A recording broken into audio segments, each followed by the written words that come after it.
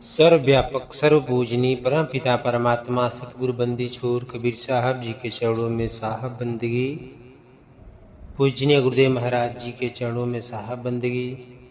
तो बंधुओं, आज हम इस सत्संग में बताएंगे कि ये जीव इस संसार में कैसे उलझा हुआ है।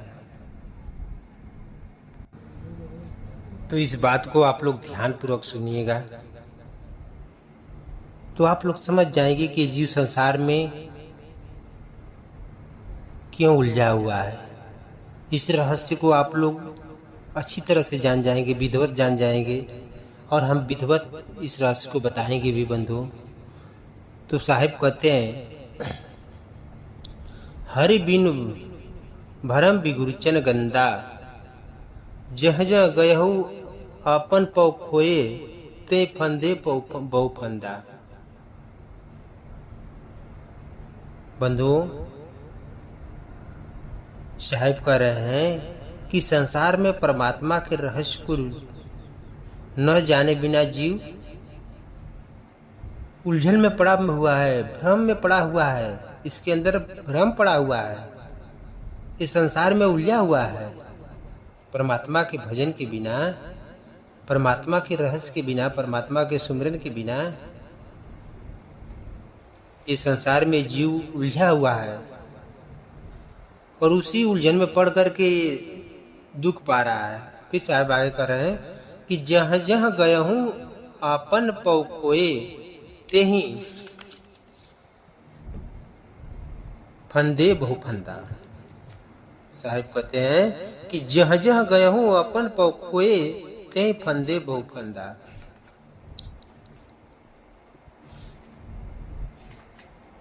बंधुओं, क्योंकि ये बहुत उपाय कर रहा है लेकिन परमात्मा को नहीं जान पा रहा है।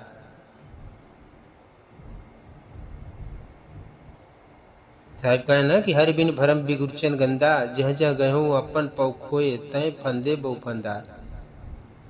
साहब के बिना इस संसार में, परमात्मा के बिना ये जीव उलझा हुआ है। मतलब उनके रहस्य को नहीं जान पा रहा है, तो ये उलझा हुआ है, क्योंकि बहुत उपाय कर रहा है लेकिन परमात्मा को नहीं जान पा रहा है। और फिर उसी बात को साहब कह रहे हैं कि जहाँ जहाँ गयो अपन पौ खोए, ते फंदे बहु फंदा।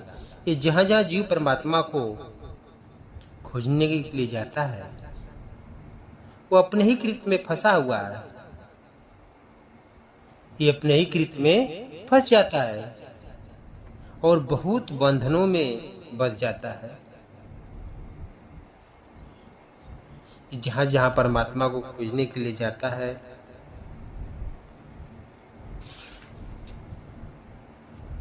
वहां अपने ही कृत में, अपने में कृत में ही फंस जा रहा है, और ये संसार में बहुत बंधन में बंध जा रहा है, माया मोह के बंधन में बंध जा रहा है। बंधुओं, उसी बात को साहिब कर रहे हैं कि जहाँ जहाँ गया हूँ अपन पौ खोए, ते फंदे बहु फंदा। फिर अब आगे साहिब बोल रहे हैं कि जोगी कहे जोग है निको, दुतिया और न कोई।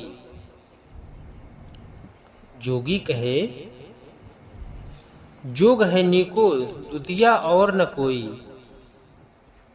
बंधु, साहिब कहते हैं ना कि जिस तरह से जोगी होता है ना, जोगी कहता है कि जोग से अच्छा कुछ नहीं है, क्योंकि उसी में वो रमा हुआ है। जो जीव जिस चीज में रम जाता है उसी को अच्छा मानता है, और उसी में दुनिया को ढालना चाहता है कि इसके जैसा अच्छा काम कोई नहीं है। तो उसी बात को कह रहे हैं कि जोगी कहे जोग हमनी को, दुतिया और न कोई। जोगी कहता है कि जोग से अच्छा कुछ नहीं है, जोग के अलावा दूसरा कोई रास्ता नहीं है। मुक्ति का जोगी का पंथ बंधु गोरखनाथ का पंथ है।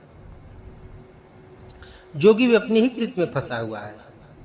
ये आत्मा परमात्मा के विषय में नहीं जानती है, इनकी साधना प्रकृतिक में है।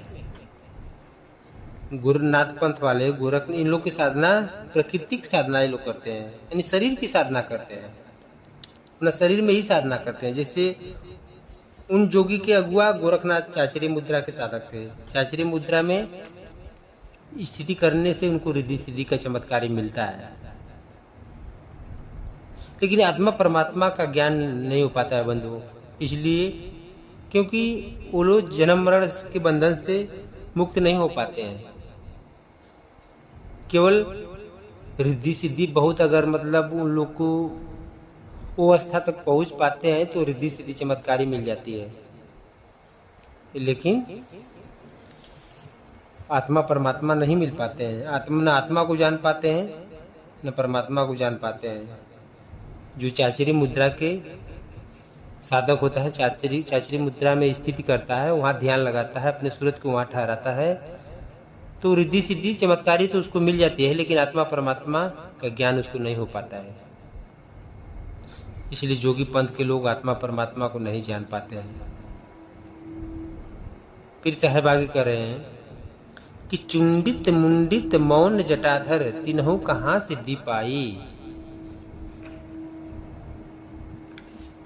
चुंडित मुंडित, चुंडित का मतलब बंधु जन, चुंडित का मतलब जैसे जो जैनी संत होते हैं ना, उनको चुंडित कहा जाता है। आप मुंडित उनको कहते हैं जो शैव सन्यासी हो जाए, जो मुड़ मुड़ाने वाले होते हैं, उनको मुंडित कहा जाता है। अब मौनी उनको कहते हैं जो मौन व्रत लेने वाले होते हैं, जो मौन व्रत रखने वाले होते हैं, जो बोलते नहीं है, केवल चुपचाप रहते हैं, मौन रहते हैं। अच्छा, जटाधार का मतलब आप लोग जान ही गए होंगे। जटा जो लोग लंबे लंबे बाल रखते हैं, जिसे नागा लोग होते हैं ना, लंबे लंबे बाल रखते हैं, तो वही बात कहे साहेब कि चुंडित मुंडित मौनी जटाधर तिरहु कहाँ सिद्धि पाई। बंधु साहेब कहते हैं ना कि जो जैनी साधु बाल नोचवाते हैं उनको साहब चुंडित कह रहे हैं। तो चुंडित सिर मुड़वाने वाले सन्यासी मौनी जटाधरी, ये लोग भी सिद्धि यानी आत्मा परमात्मा को नहीं जान पाए। ये लोग भी अपने ही कृत में फंसे हुए हैं और अपने ही कृत में फंस गए और आत्मा परमात्मा को नहीं जान पाए, जन्म मरण से मुक्त नहीं हो पाए। रिद्धि सिद्धि चमत्कारी तो इन लोग को मिल जाती है, लेकिन इन लोग को आत्मा परमात्मा का ज्ञान नहीं होता है। इसलिए ये लोग भी फिर 84 में ही चले जाते हैं और बड़ा आसानी दुख पाते हैं। उसी बात को साहब कह रहे हैं कि चुंडित मुंडित मौन जटाधर तिन्हु कहाँ से दिपाई। इन लोग भी नहीं परमात्मा को जान पाए। फिर साहब आगे बता रहे हैं कि ज्ञानी गुणी सूर्य कविदाता ई जो कहे बड़ हमही, जहां से उपजे तहां समाने छूट गए सब तबही। क्या कर रहे हैं कि ज्ञानी गुणी सूर्य कवि दाता, ज्ञानी गुणी सूर्य कवि दाता इन जो कहे बड़ हमई, जहां से उपजे तहां समाने छूट गए सब तबही। बंधु साहब कह रहे हैं ना कि जो शास्त्रधारी होता है, जो शास्त्र के अनुसार जो चलते हैं, शास्त्रधारी जो पंडित होते हैं, सूर्य कविदाता होते हैं, यानी दान देने वाले, ये लोग कहते हैं कि हमसे बड़ा कोई नहीं है, हमसे बड़ा कोई नहीं है। लेकिन ये लोग गर्भ से आए और फिर गर्भ में ही चले गए। इन लोगों का बड़ा बनने का अहंकार छूट गया, यानी शरीर पकड़ने के लिए ये लोग सबके शरीर पकड़ लिए और गर्भ में जाना और शरीर पकड़ना ही दुख का कारण है। बंधु जितना साहब नाम लिए, जोगी चुंडित मुंडित मौन जटाधारी पंडित सूर कवि दान देने वाले, क्यों नहीं मुक्त हुए, गर्भ में क्यों चले गए? इसका कारण है कि बंधुओं ये लोग अपनी बनाई हुई कृत को पकड़ करके और उसी गर्भ में जा रहे हैं। ये लोग अपनी बनाई हुई कृत को पकड़ लिए और आत्मा की बनाई हुई जो कृत में आत्मा परमात्मा नहीं मिलेंगे, क्योंकि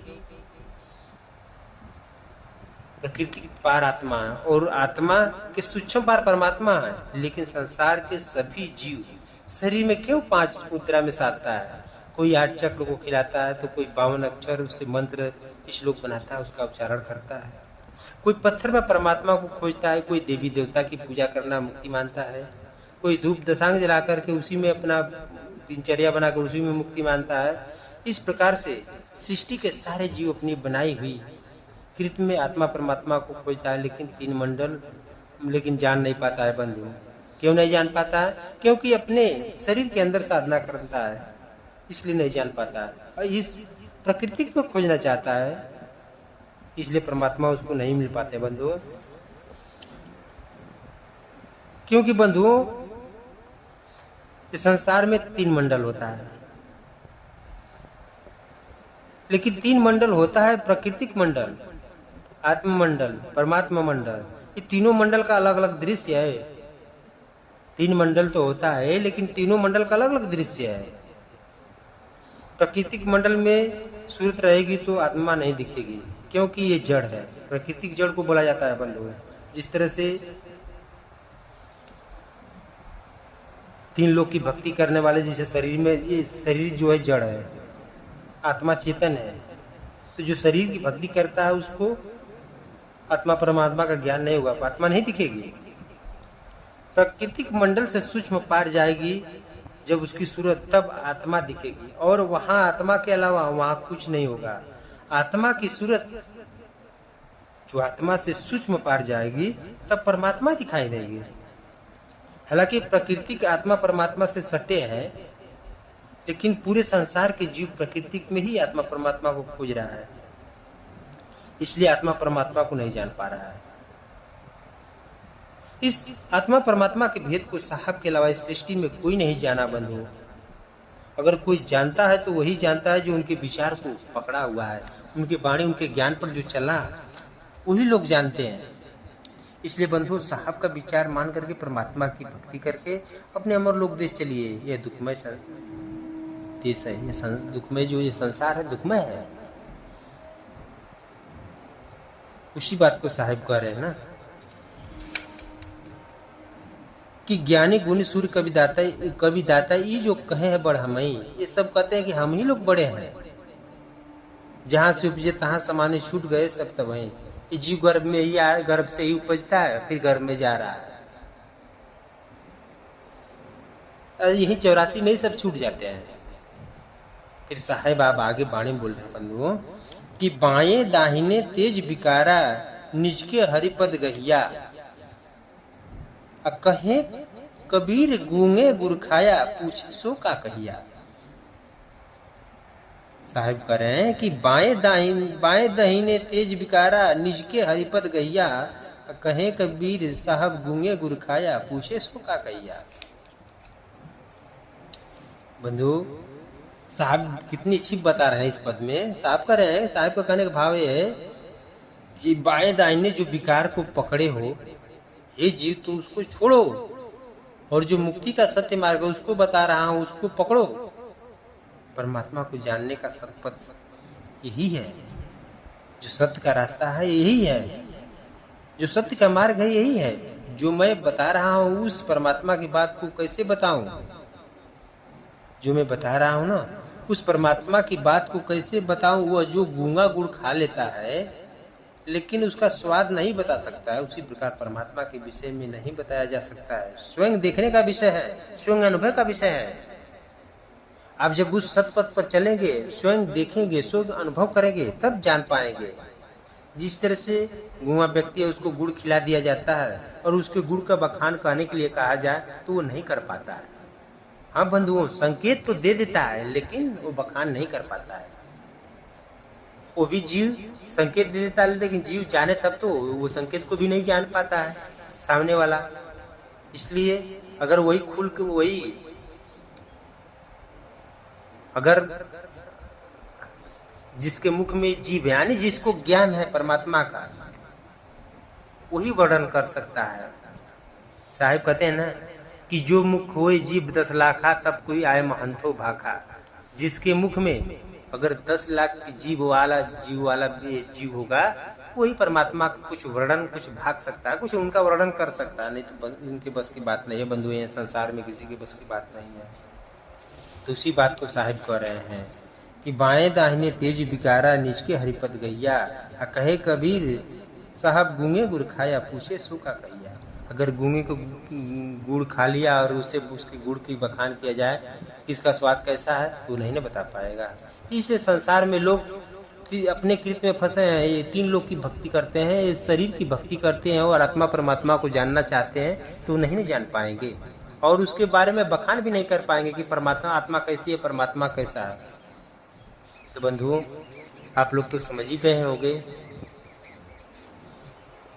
कि ये जीव कैसे संसार में उलझा हुआ है, परमात्मा के असली रहस्य को नहीं जान पा रहा है और बहुत बंधन से इसमें बंध गया है।